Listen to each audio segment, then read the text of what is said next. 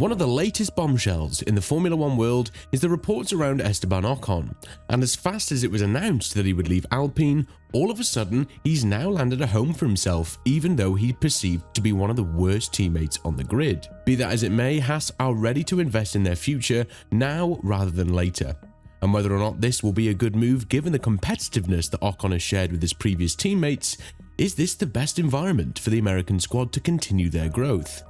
It goes without saying that Haas are one of the most positive surprises in 2024, and given the fact that Hülkenberg scored more points in the last 2 races than Perez in his last 6, as well as scoring more points compared to Leclerc and Perez in the last 4 rounds, scoring 2 P6 places in Austria and Silverstone, the American squad is now on a very steady rise to continue with this dominance and establish themselves as one of the strongest teams in the midfield. And Ocon does seem to play a huge role in this mission. Ayao Komatsu has openly discussed the opportunity to put the Frenchman next to Behrman from 2025 season onwards, which is putting Magnussen directly under threat because of his underperformance compared to Hülkenberg in the past couple of races. When talking about the opportunity of having Ocon in his team from 2025 onwards, Komatsu went on to say, "As a team we are growing up, we are improving the team, so it's a pretty dynamic situation. I think the mixture of good youth and then experience to give us the reference would be a pretty exciting combination. Ocon has a lot of experience, he's a race winner, he's got podium finishes, and he's scored many points. He has also worked with a few different teams, so he's got lots of experience, which is what we're looking for, but he's also only 27, still very young. I think his commitment and work ethic is really good. Ocon is definitely one of the several candidates I'm considering seriously."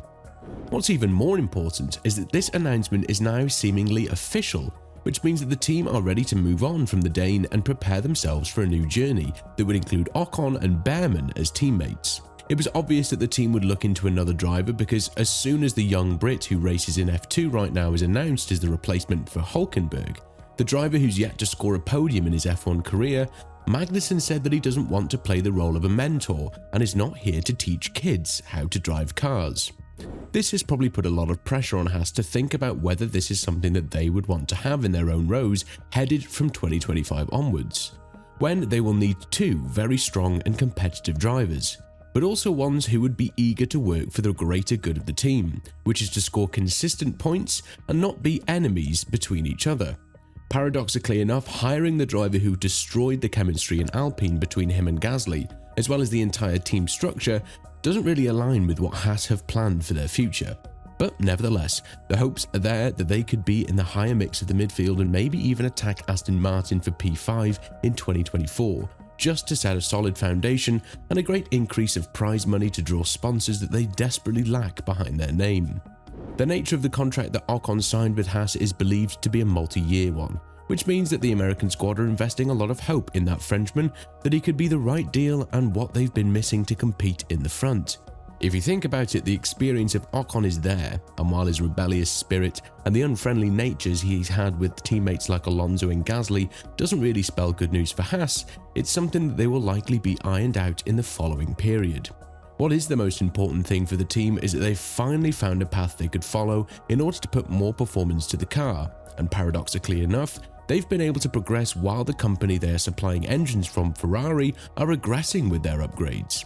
Even though Haas are using the cheapest economy model in order to run a Formula One team, under the leadership of Ayao Komatsu, it has been more than obvious that gains can be obtained if you manage to understand the regulations properly, which is something that they've been doing quite well in the past couple of months.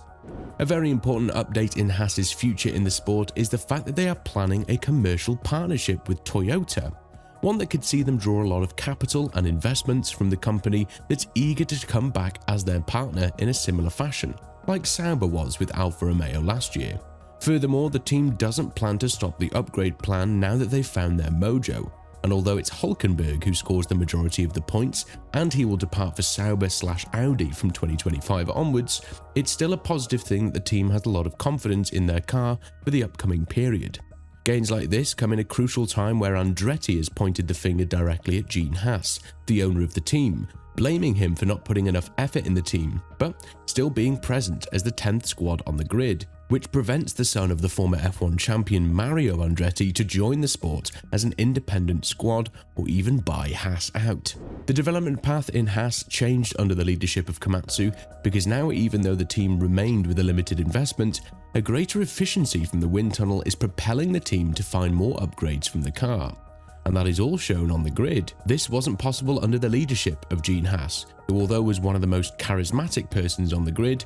has openly admitted that his engineers failed to find performance in the wind tunnels, and therefore it was very hard for him to fight for points on pure merit, something that the team does regularly now. And if you're to think from Ocon's perspective, Haas is progressing with a much faster rate than what the French team is doing right now. And that is something that nobody expected in the previous couple of years, especially at the beginning of 2024. Nevertheless, what Haas is finding right now is going to serve as a perfect example for the upcoming year, because of the consistent correlation they've had between the wind tunnel and the on-track performance. Right after the summer break, Ayu Komatsu revealed that the team has even more upgrades prepared in the pipeline, as the Silverstone package worked precisely as it should, which makes up for the miserable period the team has had in the past couple of years. But apart from performance, we must add that Haas made a lot of change in the management as well as the general operation competence. And after years of underperformance, they're now looking towards a strong outing week in and week out, and being a consistent threat for scoring points, which could put both Racing Bulls and Aston Martin under a huge threat for the 2024 season. Even before leaving Alpine, Ocon made it known that he is a race winner and a podium scorer, which puts him high on the priority list of other teams. And if he manages to blend well within the team development path that Haas have created for themselves, it would be interesting to see where this team would end up in the next season, as well as in 2024. Behrman and Ocon would be a powerful duo that will be motivated to bring the team back to the midfield. But judging by the competitive nature that Ocon has and the egoistic approach that he is sometimes above the team, there are certain factors that could spell trouble for Haas if they're not able to control the wildfire that could break out, especially because Behrman is a rookie and he would want to prove himself and not succumb under the pressure of having Ocon as his teammate. All of this is going to be extremely important for Haas, because this could define where they're going to end up with their next season in 2025 and further beyond. As I said before, the multi-year contract of Ocon goes to show that they are ready to invest in this lineup for years to come. While Sainz has been waiting for his shot at Mercedes or Red Bull and hoping for a miracle, Ocon made sure that his future is secured, and whether that would be a good one for him in the team he's chosen, time will tell. But as of now, it does look like there's a lot of potential in the American squad, and with the potential partnership with Toyota, the team could draw a lot of capital in order to develop much faster than anticipated. With all of this in mind, where do you think Ocon and Haas would end up from 2025 onwards? And do you think that there will be tension between these two on the grid? Let us know in the comments below, and once you do that, make sure to click on the video that's appearing on your screen right now.